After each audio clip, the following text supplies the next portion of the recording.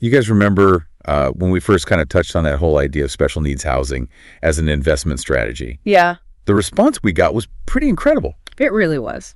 So many of you were intrigued by the concept that, we knew we had to kind of circle back and take a deeper dive. Yeah, it really seemed to strike a chord with people, didn't it? It did. That whole intersection of like generating income while making a real difference in people's lives. Exactly. Yeah. And to kind of guide us through this deep dive, we're turning to Robert Flower's book, Yes. The Joy of Helping Others, Creating Passive Income Through Special Needs Housing. Great book. I've heard good things. What's fascinating about it is Flower's own story. He didn't just stumble into this niche. It really grew out of his personal experience kind of navigating the aftermath of that whole 2008 housing crash. Okay, so we're talking about someone who went from like pretty serious financial hardship to not just recovery, but to winning awards from the city of Memphis for his work in this field. Yeah, That's quite a turnaround. it is. What was it about special needs housing that made this kind of success possible?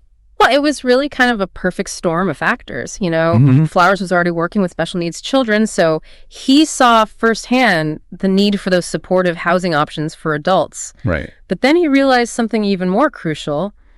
This wasn't just a social need, it was also a really untapped market. Oh, interesting. So instead of kind of going out there and competing in that crowded traditional rental market, he kind of carved out his own little niche. Exactly. And because the demand was so high, he could actually command higher rents and achieve a more stable income stream than with typical rentals. Okay, that makes sense. Less competition, higher demand, more stability. Yeah. I can see why the city of Memphis was like, hey, we got to give this guy an award. Right. But tell me a little bit more about his journey. Like, how did he go from losing everything to becoming this successful entrepreneur? Well, after the housing crash kind of wiped him out financially, Yeah. Flowers ended up taking a job mentoring special needs children. It was really just meant to be a temporary gig to kind of get him back on his feet, Yeah. but it ended up being the catalyst for his whole career shift.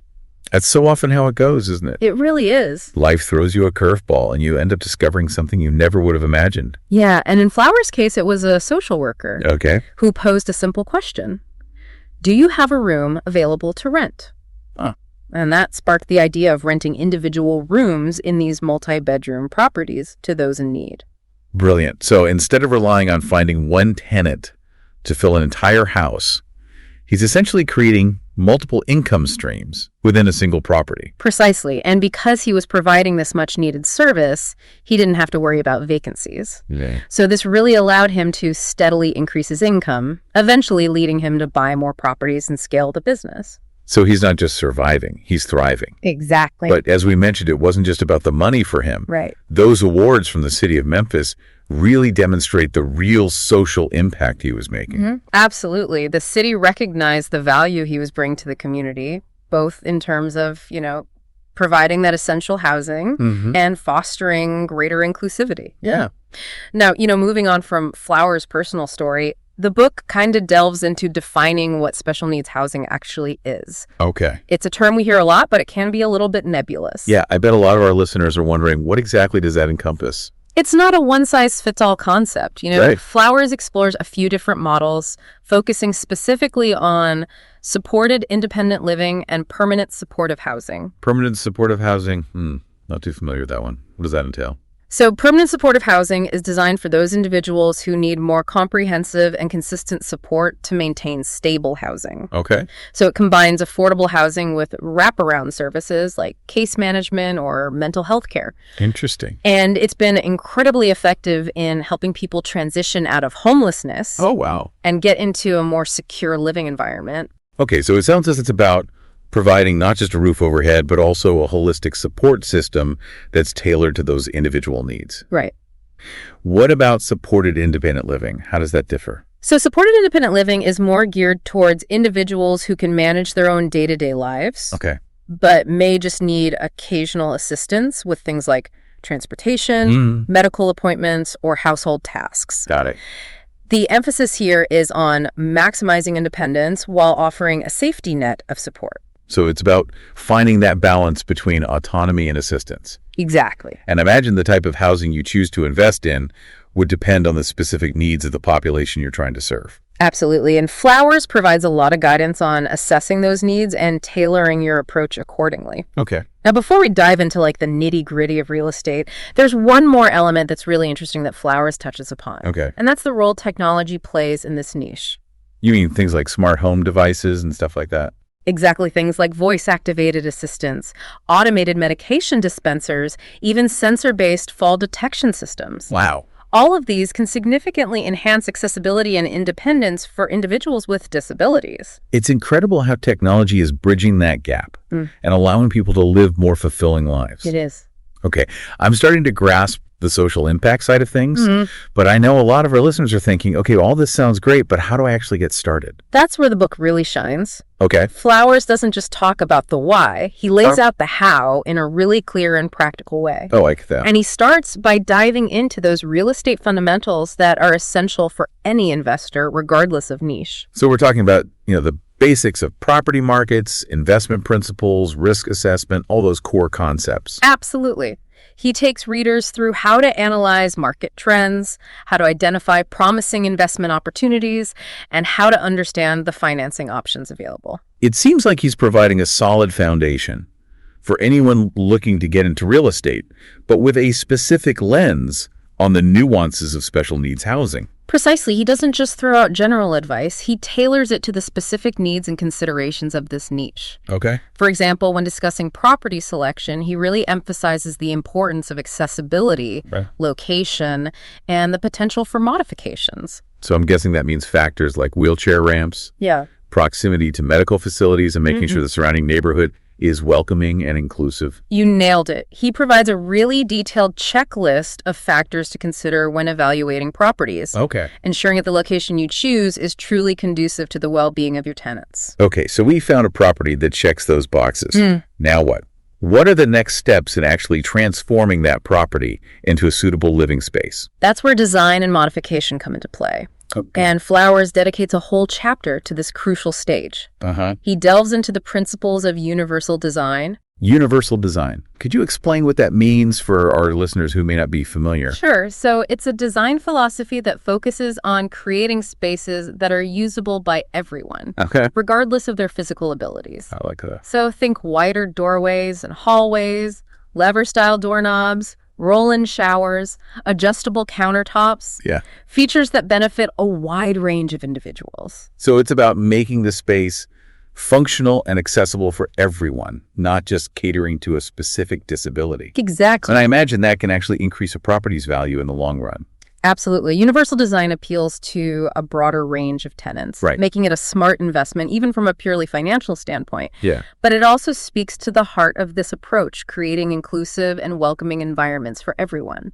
I'm starting to see the appeal of this. It's not just about making money. Right. It's about creating a positive impact on the lives of your tenants and the community as a whole. Exactly. And while we're on the topic of creating a positive impact, there's another aspect that Flowers emphasizes that I think is particularly important. Okay. And that's the whole legal and regulatory landscape. Yes, the legalities. Yeah. It's something you can't avoid when it comes to real estate, Right. especially when dealing with a specialized niche like this. Exactly. What kind of guidance does Flowers offer in that regard? He provides a really clear and concise breakdown of the key laws and regulations that specifically apply to special needs housing. He really focuses on the Fair Housing Act and the Americans with Disabilities Act, explaining what they mean for landlords in a really practical, easy-to-understand way. So he's not just throwing around legal jargon. Now, He's providing actionable insights that landlords can actually use. exactly. He guides readers through the implications of these laws, making sure they understand their responsibilities Yeah. and how to create truly inclusive and compliant housing environments. This is starting to feel less like a get-rich-quick scheme and more like a build a solid and ethical business approach. Yeah. I think that's one of the book's strengths. Yeah, It doesn't shy away from the complexities and responsibilities involved. I like that. It encourages a really thoughtful and informed approach that benefits everyone, Yeah. the investor, the tenants, and the community. Okay, so we've covered identifying the right, property designing, and modifying the space and understanding the legal aspects. Right.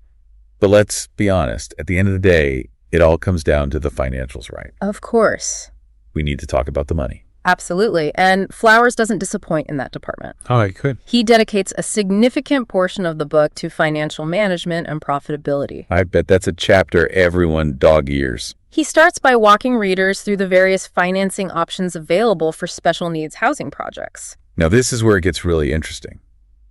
I know traditional mortgages are an option, but what are some of the other avenues available? Well, Flowers discusses the potential of government grants, Okay. which can be a really significant source of funding for projects that align with community needs.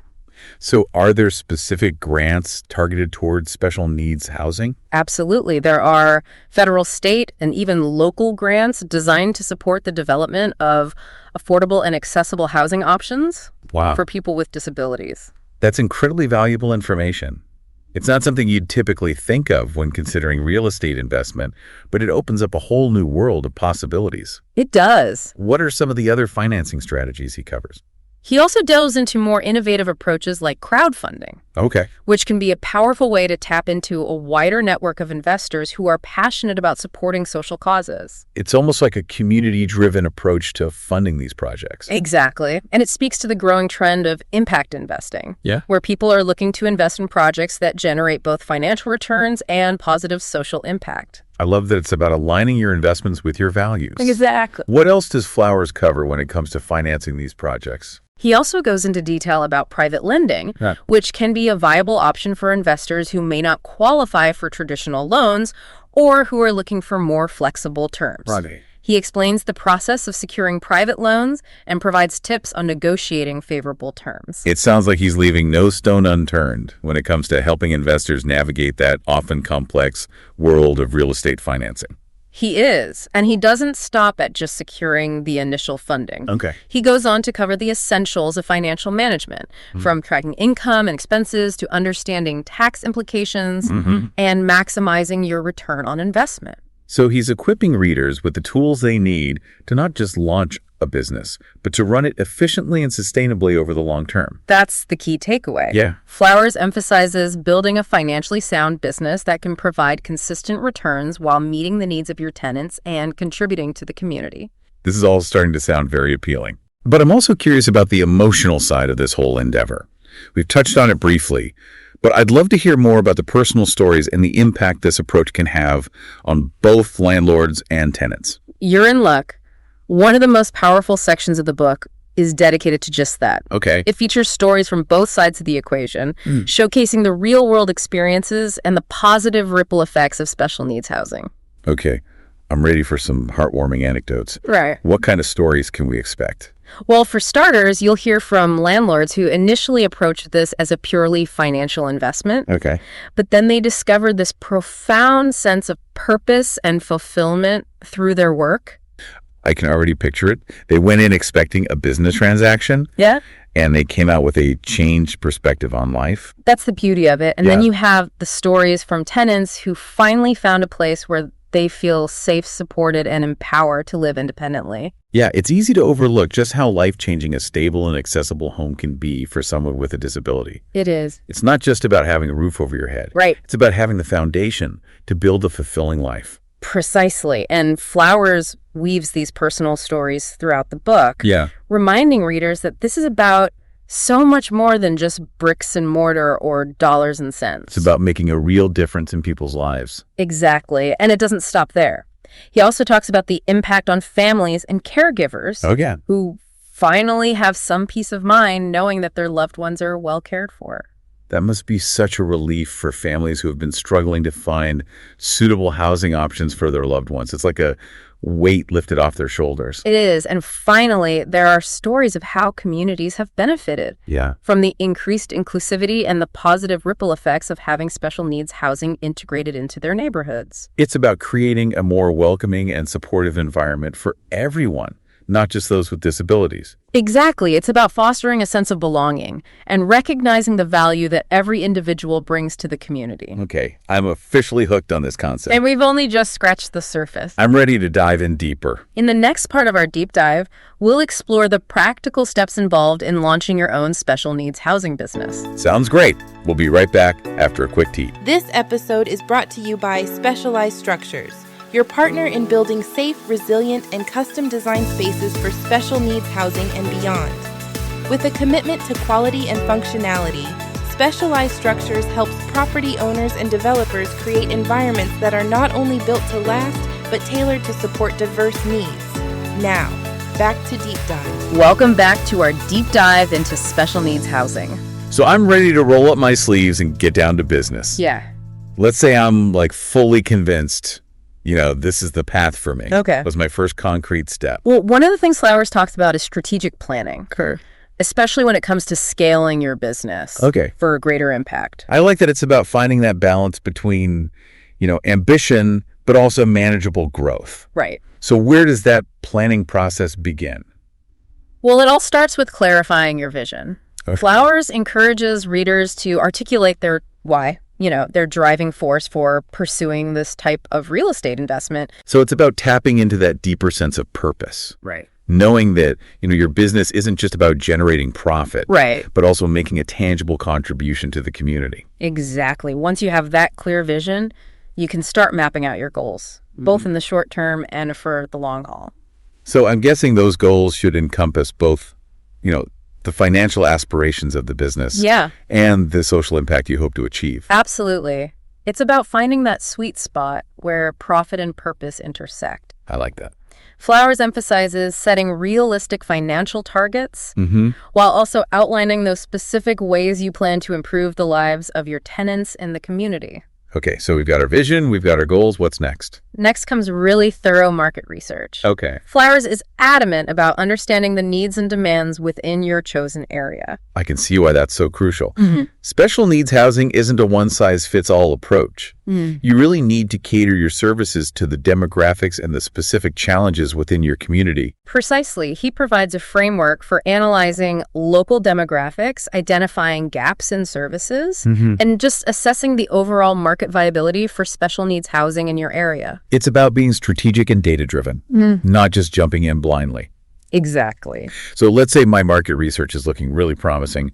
What's the next hurdle? Well, one of the biggest challenges Flowers tackles is securing sufficient funding. Okay. Special needs housing often requires modifications, additional support services, Right. which can quickly add up. We're talking about making properties accessible, incorporating safety features, maybe even integrating some assistive technologies. Right. It's not your average rental property. You got it. So Flowers encourages exploring all potential funding avenues. Okay. He guides readers through the advantages and disadvantages of traditional mortgages, government grants, and even less conventional financing strategies, like crowdfunding and private lending. It's great that he's presenting this range of options because not everyone has the same level of access to capital with the same risk tolerance. Right. He stresses the importance of aligning your financing strategy with your individual circumstances and objectives. Okay. And he doesn't shy away from the potential difficulties, Right. providing tips on navigating that often intricate world of real estate financing. I can imagine that securing funding for a project like this can be quite daunting. It can. What are some of the key insights he offers to make that process a little more manageable? One thing he emphasizes is the importance of a really strong business plan Okay. that articulates your vision, your target market, your financial projections, and your risk mitigation strategies. So it's about demonstrating to potential lenders or investors that you've really done your due diligence. Right.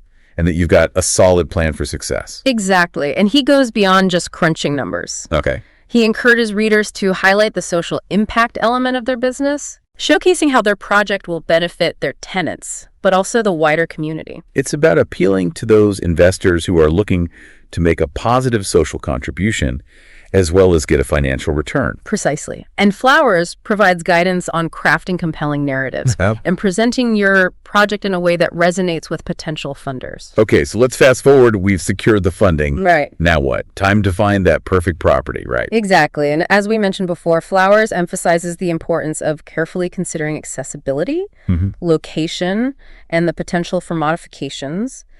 He advises looking beyond the surface and truly envisioning how a space can be adapted to meet the needs of those special needs tenants. I bet that takes a certain level of creativity and vision. Yeah. It's not just about finding a move-in ready house. It's about seeing the potential for transformation. You got it. He encourages working with architects or contractors who are experienced in accessible design and understand the requirements of special needs housing. So I can already picture those brainstorming sessions. Okay, how can we make this kitchen wheelchair friendly? How can we ensure the bathroom is safe and easy to use? What kind of lighting and sensory features would create the most comfortable environment for our tenants? It's almost like solving a puzzle, figuring out how to create the most functional and supportive space. It is, and Flowers provides a really comprehensive checklist of factors to consider, Okay. ensuring that you're covering all those bases, from safety features to assistive technologies to fostering a sense of community within the property. It sounds like a lot to juggle, It is. but also incredibly rewarding. It is. And speaking of rewarding, Flowers goes beyond those practical steps of establishing the business. Okay. He highlights the importance of building a strong support network. This is something I'm particularly interested in. We've talked about the financial and the logistical aspects, Yeah. but that human element is just as crucial, wouldn't you say? Absolutely. Flowers dedicates an entire chapter to cultivating relationships with social service agencies, healthcare providers, community organizations, even support groups for landlords and tenants. It's about creating that safety net, Right. that ecosystem of support that goes beyond simply providing housing. You nailed it. He encourages landlords to proactively reach out to these organizations, Okay. attend community events, build partnerships that benefit both them and their tenants. I can see how those relationships would be so invaluable. They are. You're not just a landlord. Right. You're a facilitator, connecting your tenants with the resources they need to truly thrive. Exactly. And those connections can be mutually beneficial. Flowers points out how these partnerships can give landlords access to training resources and even potential funding opportunities. It's a win-win situation. Yeah.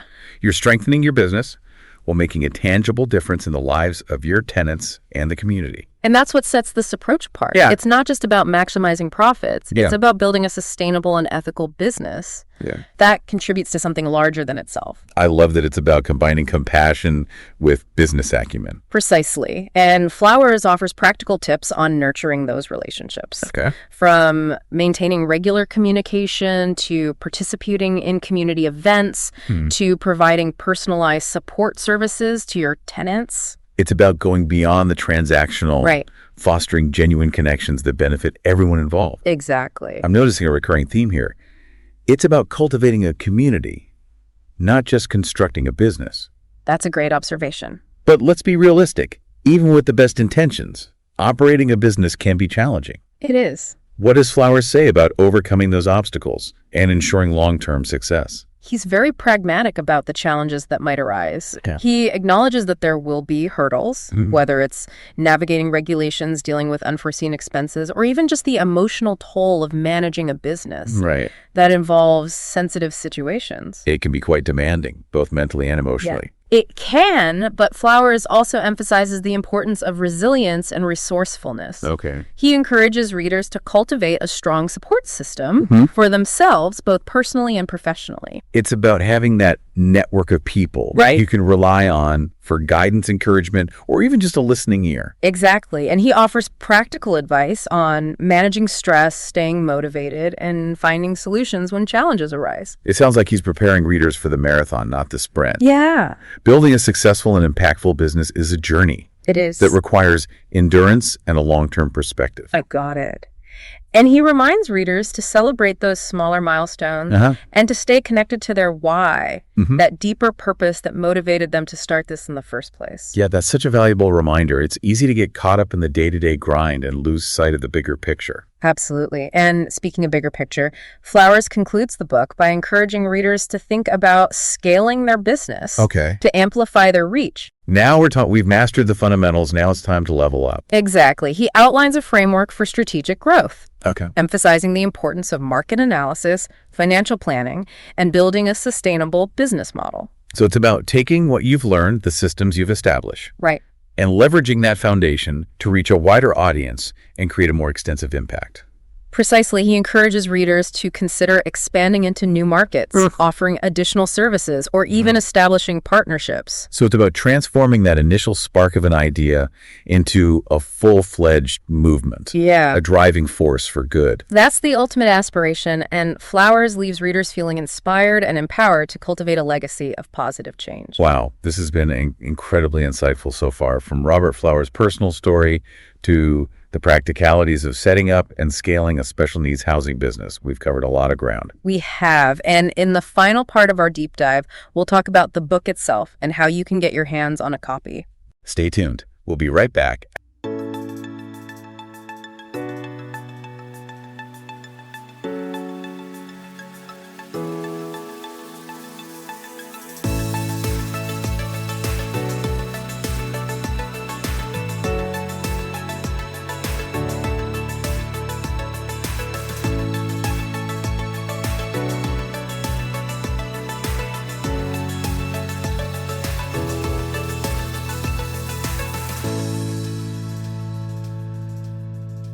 Man, what a journey this deep dive has been. From Robert Flower's personal story to the ins and outs of special needs housing, we've covered a lot. It's been really insightful. Yeah, and we've only just scratched the surface of what Flowers covers in The Joy of Helping Others. It's true. It's jam-packed with practical advice, Yeah. inspiring stories, Yeah. and just that underlying message of combining profit with purpose. It really is. It's not just a book, it's a roadmap Yeah. for anyone who really wants to make a difference Exactly. while building a solid business. Yeah, and speaking of a roadmap, we got to talk about the book itself. Yes, we do. Eager to kind of get their hands on a copy. Well, the good news is it's available right now on Amazon. Awesome. The Joy of Helping Others. Creating Passive Income Through Special Needs Housing by Robert Flowers. And here's a bonus. It's currently on sale. Nice. A deep dive and a deal. What more could you ask for? Right. Oh, wait, there's more. There it is. For those of you who prefer listening to reading, The audiobook version will be available soon on Audible. that's right. Ooh, I can't wait. It's a great option for those who want to absorb all this knowledge on the go. For sure. And I have a feeling it'll be just as engaging as our conversation today, maybe even more so with Flowers narrating it himself. I can't wait to give it a listen. But for now, let's bring this deep dive to a close. Right? What are your final thoughts on the book and this whole concept of special needs housing as an investment strategy? What stands out to me is just the sheer potential for positive change. It's a model that addresses a growing societal need Yeah. while offering investors this really unique opportunity to generate income and build a truly impactful business. It's that perfect blend of compassion and strategy that we've been talking about. Yeah. It's not about exploiting a vulnerable population. It's about providing a service and building a sustainable business that works for everyone involved. And what's really fascinating is how this approach goes beyond just providing shelter. It's about fostering inclusivity, creating that sense of community, and empowering individuals to live their best lives. It's about changing lives one property at a time. That's it. And that's something worth getting excited about. So, as we wrap up this deep dive, I want to leave our listeners with one final thought to ponder. Right. What if combining profit with purpose wasn't a trade-off, but like a powerful synergy? It's something to think about. Yeah, it's something to consider as you explore your own investment journey. And as always, the best way to delve deeper is to explore the source material yourself. So pick up a copy of The Joy of Helping Others, dive into those stories, absorb the knowledge, and who knows, maybe you'll be the next success story we feature here on the Deep Dive. Until next time, deep divers, keep exploring, keep learning, and keep seeking out those opportunities to make a positive impact on the world. Thanks for joining us.